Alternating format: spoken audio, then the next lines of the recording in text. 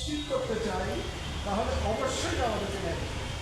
আপনার সাথে শুরুতে আপনি coalition of peers coalition B coalition না কোয়ালিশন অফ পিয়ার্স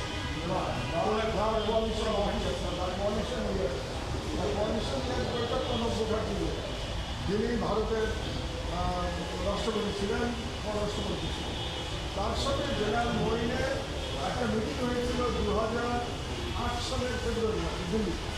সেই মিটিংয়ে নির্ধারিত হয়ে গেছিল যে ডিসেম্বরে যে নির্বাচন হবে 2008 সালে, সেই নির্বাচনে শেখ হাসিনাকে ক্ষমতায় আনা এবং শেখ হাসিনাকে ক্ষমতায় আনার বিনিময়ে জেনারেল মোয়েন তার চাকরি রক্ষা করবেন, তার সম্পদ রক্ষা করবেন এবং তিনি নিরাপদে দেশ ছেড়ে চলে যেতে পারবেন। সেক্ষেত্রে তার মানে আমি বলতে চেয়েছি যে ফ্যাসিবাদটা অটোমেটিক তৈরি হয়, ফ্যাসিবাদটা পরিকল্পিতভাবে বাংলাদেশে তৈরি করা, এবং এই পরিকল্পনার পিছনে ভারত সরকার এবং বাংলাদেশের তৎকালীন সেনাপ্রধানের সরাসরি জড়িত।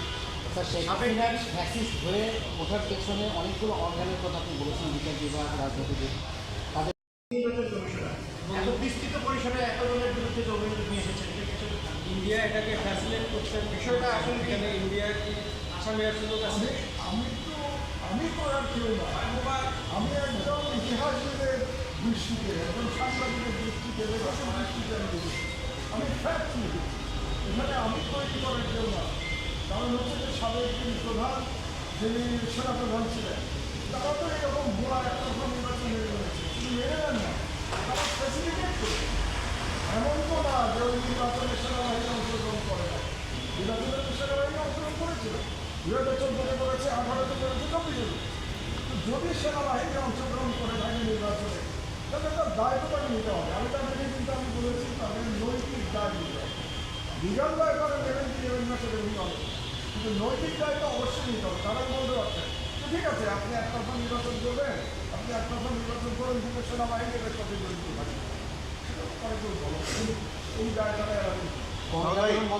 আপনি বাংলাদেশের অনেকের নাম বলেছেন যারা সেখানে সহযোগী ছিল, কিন্তু আমরা আশ্চর্যের সাথে লক্ষ্য করেছি আপনি কোনো সাংবাদিকের নাম বলেন। আমরা দেখেছি গণভবনে প্রায় সংবাদ সম্মেলন হতো, সেখানে তারা প্র্যাকটিস হিসেবে তৈরি করতে কি ভূমিকা রেখেছে আমরা সবাই দেখি, কিন্তু আপনি যদি ইচ্ছা করে এড়িয়ে গেছেন সাংবাদিকদের নাম।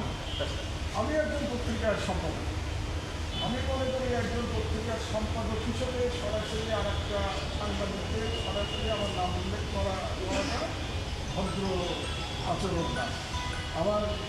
আমার যে পেশা, সেই পেশার মধ্যে এটা এক ধরনের কী বলবো, সে পেশার সাথে এটা যায় না।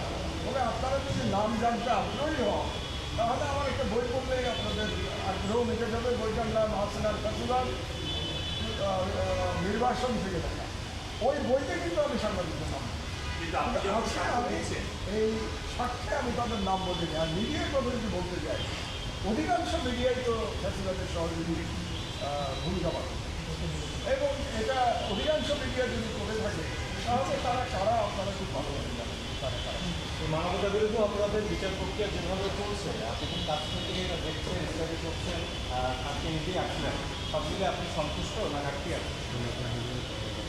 আমি মনে করি আরেকটু গতির সাথে করা গেলে ভালো হতো, এবং অনেকেই মানবতা বিরোধী অপরাধ যাদের নাম আমি বলেছি, বিশেষত যারা গুমখুন কিংবা অন্যান্য ফৌজদারি অপরাধের সাথে জড়িত, তারা অনেকেই পালিয়ে গেছে।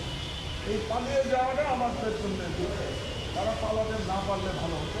তবে যেভাবে কাজ চলছে সেটা